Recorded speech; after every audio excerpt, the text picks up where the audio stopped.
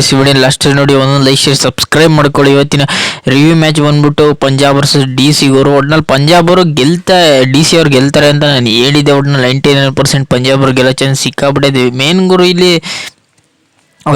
ಪಂಜಾಬ್ ಅವರು ಟಾಸ್ ಗೆದ್ಬಿಟ್ಟು ಒಟ್ನಲ್ಲಿ ಬ್ಯಾಟಿಂಗ್ ಆಯ್ಕೆ ಮಾಡಿಕೊಂಡ್ರು. ಒಟ್ನಲ್ಲಿ ನೆಕ್ಸ್ಟ್ ಲೆವೆಲ್ ಆಟನ ಆಡಿದ್ರು ಅನ್ಬೋದು. ಒಟ್ನಲ್ಲಿ ಇಲ್ಲಿ ಪವರ್ ಪ್ಲೇ ಅಲ್ಲೇ ಆಲ್ಮೋಸ್ಟ್ ಇಲ್ಲಿ ಒಟ್ನಲ್ಲಿ 2 ವಿಕೆಟ್ ಕಳ್ಕೊಬಿಟ್ಟಿದ್ರು. ಆದ್ರಿಂದ ಸಿಕ್ಕಾಪಟ್ಟೆ ಸ್ಟ್ರಗಲ್ ಆಯ್ತೇನೋ. ಒಟ್ನಲ್ಲಿ 2 ವಿಕೆಟ್ ಕಳ್ಕೊಂಡು ಒಟ್ನಲ್ಲಿ ಶ್ರೇಯಸ್ ಅಯ್ಯರು ಮತ್ತೆ ಇಲ್ಲಿ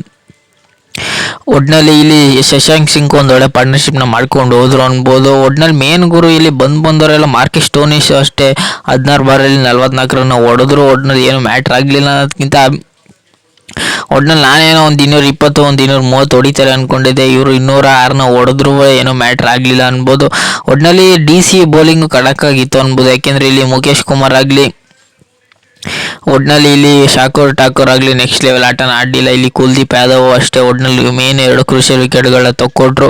ಒಟ್ನಲ್ಲಿ ಇಲ್ಲಿ DC ಬೌಲಿಂಗ್ ಒಂದು ಲೆವೆಲ್ಗೆ ಖಡಕ್ ಆಗಿತ್ತು. ಸಿಕ್ಕಾಪಟ್ಟೆ ಎಕ್ಸ್ಪೆನ್ಸ್ ಆಗಿದ್ದು ಮುಖೇಶ್ ಕುಮಾರ್ ಸಿಕ್ಕಾಪಟ್ಟೆ 49 ರನ್ ಹೊಡೆಸ್ಕೊಂಡ್ರು ಏನು ಮ್ಯಾಟ್ರ್ ಆಗಲಿಲ್ಲ. ಇಲ್ಲಿ ಒಟ್ನಲ್ಲಿ ಮೇನ್ ಗುರು ಇಲ್ಲಿ ಮೋಹಿತ್ ಶರ್ಮಾನು ಅಷ್ಟೇ ಅಂತ ಹೇಳ್ಕೊಳ್ಳೋ ಆಟ ಆಡಲಿಲ್ಲ ಅನ್ಬೋದು. ಒಟ್ನಲ್ಲಿ ಇಲ್ಲಿ ಪಂಜಾಬ್ ಬೌಲಿಂಗು ಅಂತ ಹೇಳ್ಕೊಳ್ಳೋ ಬ್ಯಾಟಿಂಗು ಆಡಲಿಲ್ಲ. ಒಟ್ನಲ್ಲಿ ಶ್ರೇಯಸ್ ಅಯ್ಯರ್ ಔಟ್ ಆದಂಗೆ ಅಂತ ಹೇಳ್ಕೊಳ್ಳೋ ಪಾರ್ಟ್ನರ್ಶಿಪ್ಪು ಮಾರ್ಕಸ್ ಸ್ಟೋನಿಸ್ ಜೊತೆ ಬಂದರೂ ಏನು ಮ್ಯಾಟ್ರ್ ಆಗಲಿಲ್ಲ ಅನ್ಬೋದು. ಒಟ್ನಲ್ಲಿ ಪಂಜಾಬು ಗೆಲ್ಲೋ ಮ್ಯಾಚ್ನ ಸೋತ್ರು ಅನ್ಬೋದು. ಒಟ್ನಲ್ಲಿ ಮೇನ್ ಗುರು ಅಂತ ಹೇಳ್ಕೊಳ್ಳೋ ಆಟ ಪಂಜಾಬ್ ಅವರು ಆಡಲಿಲ್ಲ ಒಟ್ನಲ್ಲಿ ಅನ್ಬೋದು. ಒಟ್ನಲ್ಲಿ ಮೇನ್ ಗುರು ಪಂಜಾಬ್ ನೆಕ್ಸ್ಟ್ ಲೆವೆಲ್ ಆಟ ತಗೊಂಡೋಗ್ಲಿಲ್ಲ ಅಂದರೆ, ಯಾಕೆಂದರೆ ಇಲ್ಲಿ 206 ಚೇಸ್ ಮಾಡೋಕ್ಕೆ ಬಂದವರು DC ಅವರು. ಒಟ್ನಲ್ಲಿ ಒಂದೊಳ್ಳೆ ಪಾರ್ಟ್ನರ್ಶಿಪ್ನ ಬಂತು ಅನ್ಬೋದು. ಇಲ್ಲಿ KL ರಾಹುಲ್ ಅಲ್ಲಿ ಡೋಫ್ಲೆಸ್ ಆಗಲಿ 21 ಬಾಲ್ಗೆ 35, 15 ಬಾಲ್ಗೆ 23 ರನ್ ಹೊಡೆದ್ರು. ಒಟ್ನಲ್ಲಿ ಪವರ್ ಪ್ಲೇಲಿ ಒಂದೊಳ್ಳೆ ಪಾರ್ಟ್ನರ್ಶಿಪ್ನ ಬಂತು ಅನ್ಬೋದು. ಯಾಕೆಂದರೆ ಇಲ್ಲಿ ಪವರ್ ಪ್ಲೇ ಮಿನಿಮಮ್ 50 ರನ್ ಹೊಡೆದ್ರು. ಅದರಿಂದನೇ ಸಿಕ್ಕಾಪಟ್ಟೆ ಪಾರ್ಟ್ನರ್ಶಿಪ್ ಅಗ್ರೆಸಿವ್ನೆಸ್ಸು ಟೀಮ್ಗೆ ಬಂದ್ಬಿಟ್ಟಿತ್ತು. ಒಟ್ನಲ್ಲಿ ನೆಕ್ಸ್ಟ್ ಲೆವೆಲ್ ಆಟನ ತಗೊಂಡು ಹೋದ್ರು ಅನ್ಬೋದು. ಯಾಕೆಂದರೆ ಇಲ್ಲಿ ಕರಣ್ ನಾಯರು ಅಷ್ಟೇ ಒಟ್ನಲ್ಲಿ ನೆಕ್ಸ್ಟ್ ಲೆವೆಲ್ ಆಟನ ತಗೊಂಡು ಹೋದ್ರು. ಇಲ್ಲಿ ಮೇನ್ ಗುರು ಇಲ್ಲಿ ಯಾರು ಆಡದಿರೋದು ಇಲ್ಲಿ ಸ್ಯಾಪ್ನವರು ಮತ್ತು ಕರಣ್ಣವರು ನೆಕ್ಸ್ಟ್ ಲೆವೆಲ್ ಆಟನ ಆಡಿದ್ರು. 16 ಬಾಲ್ಗೆ 22 ರನ್ ಹೊಡೆದ್ರು, 27 ಬಾಲ್ಗೆ 44 ರನ್ ಹೊಡೆದ್ರು. ಒಟ್ನಲ್ಲಿ ಇಲ್ಲಿ ಮೇನು DC ಓಪನಿಗೆ ತುಂಬ ಚೆನ್ನಾಗಿ ಬಂದರು ಅನ್ಬೋದು. DC ಮೊದಲೇ ಇದೇ ಪ್ಲ್ಯಾನ್ನ ಮಾಡಿದರೆ ಒಂಚೂರು ಕ್ವಾಲಿಫೈ ಆಗೋ ಚಾನ್ಸ್ ಇರ್ತಿತ್ತೇನೋ. ಒಟ್ನಲ್ಲಿ ಒಟ್ನಲ್ಲಿ ಟಾಪ್ ಲೋವಲ್ಲಿರೋ ಟೀಮ್ಗಳು ಒಳ್ಳೊಳ್ಳೆ ಟೀಮ್ಗಳ ಮೇಲೆ ಬರ್ತಿದ್ದಾರೆ. ಒಟ್ನಲ್ಲಿ ಮೇನ್ ಗುರು ಪಂಜಾಬ್ಗೆ ಏನಾದ್ರು ಮ್ಯಾಟ್ರ್ ಆಯ್ತಾ ಅಂದರೆ ಹೌದು ಮ್ಯಾಟ್ರ್ ಆಯಿತು. ಒಟ್ನಲ್ಲಿ 2ನೇ ಲೈನಲ್ಲಿ ಮುಗಿಸ್ಬೇಕಾಗಿರೋದು ಇವರು 3ನೇ ಲೈನಲ್ಲಿ ಬಂದು ಮುಗಿಸ್ರು ಅನ್ಬೋದು.